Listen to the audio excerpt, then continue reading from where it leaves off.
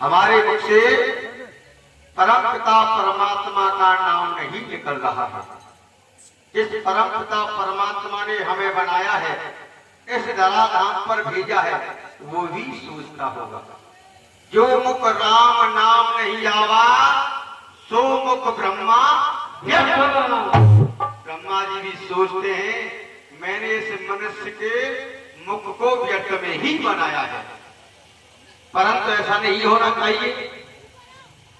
मनुष्य को प्रत्येक श्वास पर, ऐसा कहा है, श्वास श्वास पर कृष्ण भज, वृथा श्वास मत खोए, ना जाने श्वास को आवन होए।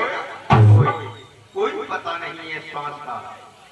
कभी दो बात प्राणी को नहीं भूलनी चाहिए। ये नहीं हम इस धराधाम पर आ गए, ये मेरी माता है, ये मेरे पिता है, ये भाई है, उस परम पिता परमात्मा को जानना चाहिए। दो बात को भूल मत, जो चाहत कल्याण, नारायण एक मौत को दूजे श्री भगवान। परंतु हम उस परम पिता परमात्मा को जान नहीं पाते हैं।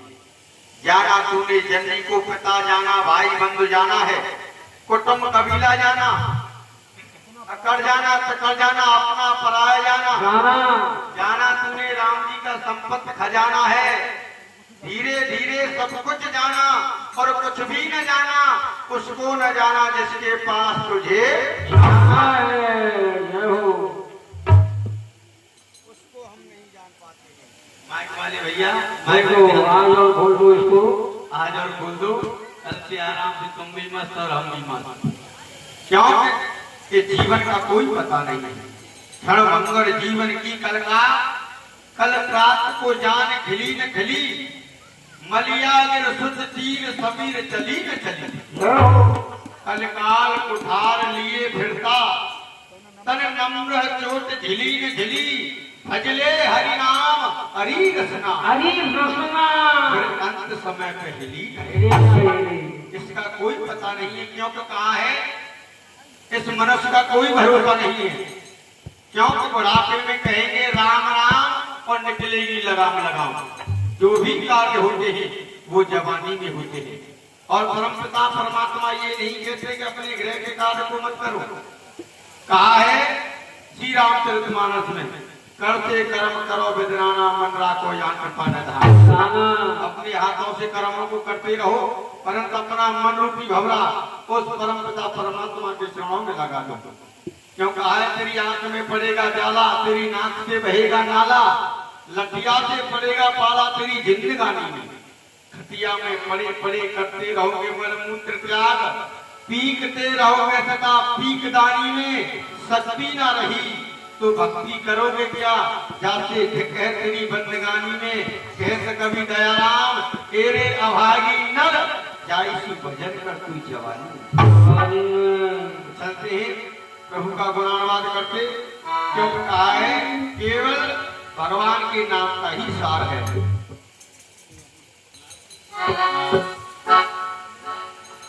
भजन करते रहना चाहिए। और कब कियो ना भजनवा कैसे बीतेगी।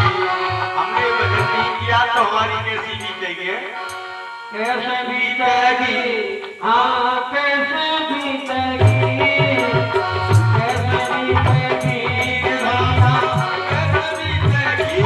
कब कियो ना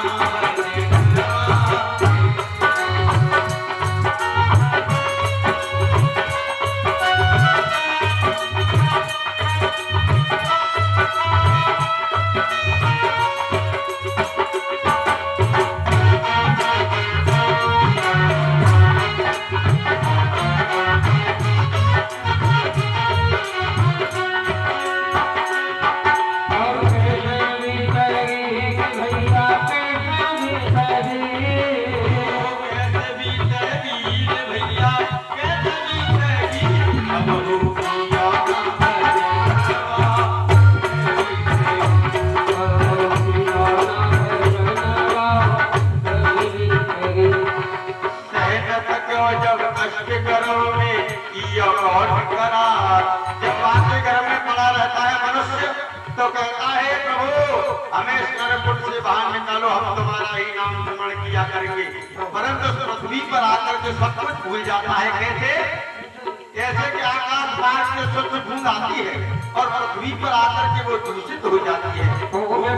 भागा वर पानी जी में माया लपटा दे, भागा वर पानी जी में माया लपटा दे। और रहगत जो जब कष्ट करो में किया कौन करार, प्रभु तुम्हारा भजन करूंगा कर दो मेरा पार।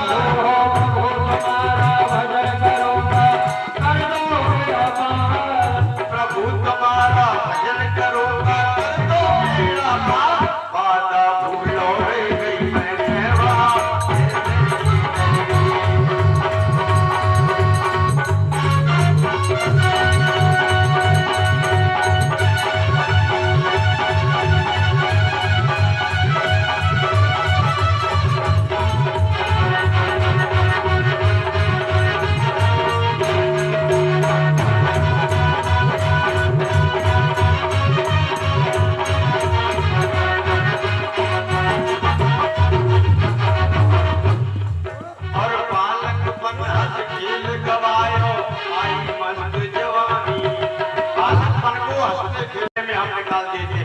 जवानी आ जाती है और बालकपन हंस खेल गवायो आई मस्त जवानी। बालकपन माता पिता ने दीदी सगाई, हो जाते माता पिता सगाई लगा कर देते हैं। और बालकपन हंस खेल गवायो आई मस्त जवानी। माता पिता सगाई और माता पिता ने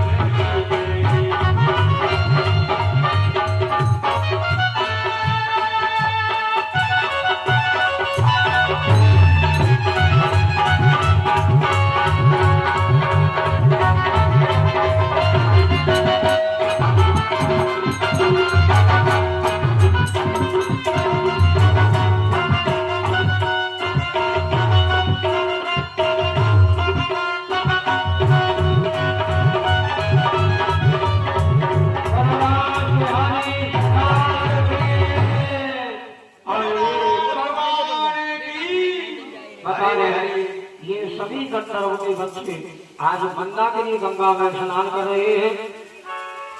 कुछ गंधर्व के बच्चे बाहर निकल के नारद जी को प्रणाम करते हैं और जो कुबेर भंडारी के पुत्र टल कुंवर और मणिग्री ये ब्रह्मा जी को प्रणाम नहीं करते, उनका अपमान करते हैं। कुशलम भवे कुशलम भवे।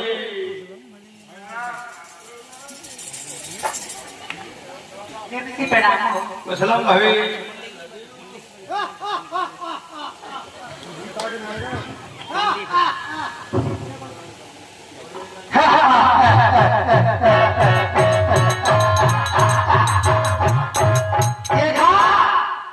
किसी को प्रणाम कर रहे हैं ये लोग, किसी को ढोंगी पाखंडी, ये नारद, ये बाबा जी तो ऐसे घूमता रहता है, इस पर कोई काम नहीं, कोई काम नहीं। अरे हमसे बड़ा सुंदर है क्या और हमसे बड़ा भजन नहीं करता ये और हमसे बड़ा बलवान ही नहीं है, क्यों बात करो। ये पाखंडी है पाखंडी। आज ये जो जमाना है ये पाखंडियों का ज्यादा है। भजन करना बेअर्थ है ऐसे लोगों का। हाँ ध्यान रखना, ये पाखंडी होंगी, इनके लिए हम गंधर्व प्रणाम करेंगे नहीं। ये जटा रखाकर तिलक लगाकर बाबा जी बन जाते हैं। हाथ देखकर कान फूक कर मां को फटका गाजा सुनवा भक्त किए ये घर घर अलग लगाते हैं। दुनिया के भोले जीवों को ये उल्लू को ये पाखंडी ढोंगी। मूर्खो, तुमने अहंकार के वशीभूत होकर के एक संत को दंडवत प्रणाम नहीं किया और जल में एक जड़ की तरह खड़े हुए हो। जाओ, मैं तुम्हें जानता हूं कि तुम कुबेर भंडारी के पुत्र हो, नरकुंवर और मणिग्री। ऐसा कहते हैं प्रभुता पाए काहे मद नाही। तुम ये समझ रहे हो कि मेरे पिता के समान कोई धनवान नहीं है और हमारे समान कोई रूपवान नहीं है, बलवान नहीं है, परांत तुम भूल रहे हो। एक संत का अपमान करना कोई सहज नहीं। आज तुमने संत का अपमान किया है, नारद का अपमान किया है और जल में छड़ की तरह खड़े हुए हो। जाओ, मैं तुम्हें साफ देता हूँ, तुम दोनों जल हो। ये दोनों क्षमा याचना मांगने लगे और त्राहिमाम हे गुरुदेव, हे ऋषिराज, हे मुनि, हमसे अपराध हो गया। हम आपके रूप की पहचान नहीं कर सकते। क्यों कि हम दोनों भाई अपने धन के मद में, अपने रूप के मद में ना जाने आपसे क्या क्या किया हमने। आपकी हंसी की, गलत शब्द बोले, तो इसलिए हमारे अपराधों को क्षमा करें। परंतु आज से ध्यान रखना, क्योंकि हम एक संत हैं। संत हृदय नवनीत समान। संतों का जो हृदय होता है एक मक्खन के समान कोमल होता है। और कहा है क्षमा बड़े को चाहिए छोटों को अपराध। यदि छोटों से कोई अपराध बन जाए तो बड़ों का ये परम कर्तव्य है उसे क्षमा कर देना चाहिए। तुम क्षमा के पात्र तो हो नहीं, परंतु आज तुम्हारी समस्त पत्नियों ने आकर के हमें दंडवत प्रणाम किया, संत का आदर सत्कार किया, परंतु तुमने नहीं किया।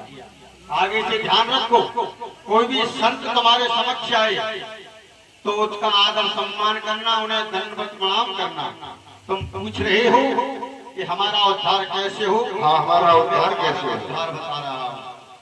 द्वापर में चौथे चरण में भगवान श्री नारायण का अवतार मथुरापुरी में होगा और अपनी बाल लीलाएं करने के लिए वो स्वेच्छा से गोकुल गांव में आएंगे। उनके माता पिता नंद और यशोदा होगा। वो बचपन में बाल लीलाएं करेंगे। मैया उखल से कन्हैया को बांध देंगी और तुम दोनों मैया यशोदा के आंगन में दो यमला अर्जुन नाम के वृक्ष बनोगे। अर्जुन और यमला भगवान का स्पर्श होते ही तुम्हारा उद्धार हो जाएगा। तुम दोनों पुनः इसी रूप में आ जाओगे। धन्य है गुरुदेव। कान पकड़ो। हाँ गुरुदेव, किसी संत का अपमान मत करना। हम संत का अपमान नहीं करेंगे, मगर संतों को भी अपने विचार से बांटने चाहिए। चलो विचार में ही है, हम नारद हैं, विचार तो ही चल रहे हैं, परंतु तुम अपने विचारों को, अपने नेत्रों को सुधारो। और यहाँ ऋषि नारद जी